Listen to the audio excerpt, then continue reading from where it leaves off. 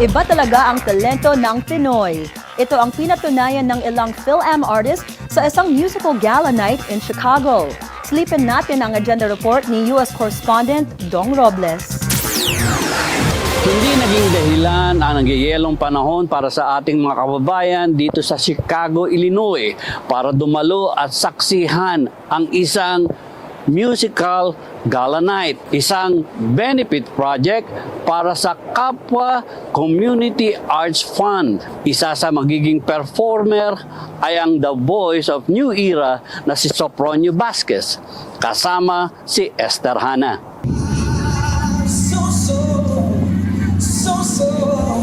Everybody open up the dance floor. Let's go. Are you guys ready? Ramdam sa loob ng Allegra Ballroom ang sigla habang umiindak sa awitin ni Sopronio Vasquez. Circle these, come on.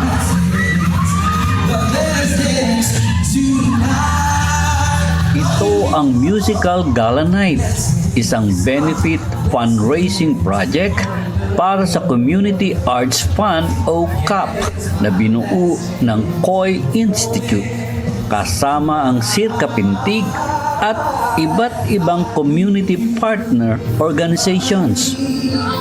Layo ng proyekto na mabigyang pagkilala ang talento at kakayahan ng Filipino-American artist.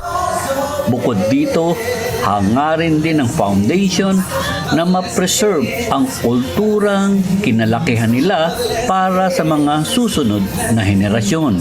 Today is just one of those events that they are trying to do, and their mission is simple: to establish brotherhood and sisterhood within the community so that all of us will have a bond while we unite one another.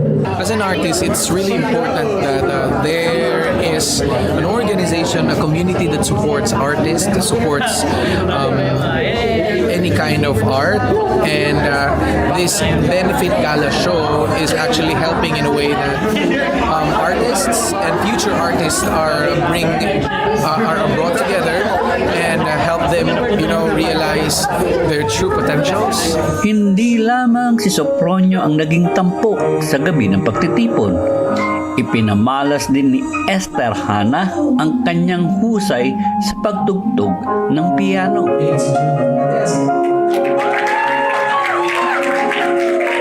Nagkaroon din ng isang ritual na panalangin bilang formal na pag-uumpisa ng gala night.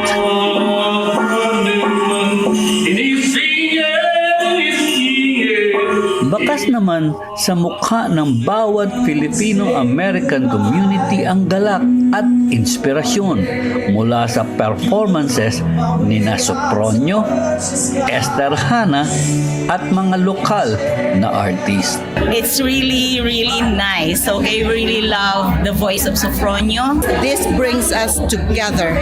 I think we should have a strong presence in this, especially in Chicago and around Chicago and in the United States. We have to support each other, and we have to increase our awareness of our culture, and especially with our young ones.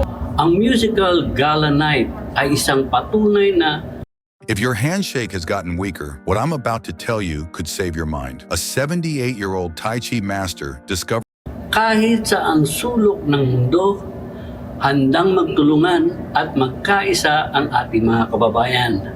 Sa ipinakitang performance ni Sopronio Vasquez at Esther Hanna, ito ay hindi lamang nagbigay ng inspirasyon. Ito ay nag-iwan din ng bagong pag-asa para sa ating mga kababayan. Mula dito sa Chicago, Illinois, Dong Robles para sa Bilyonaryo News Channel.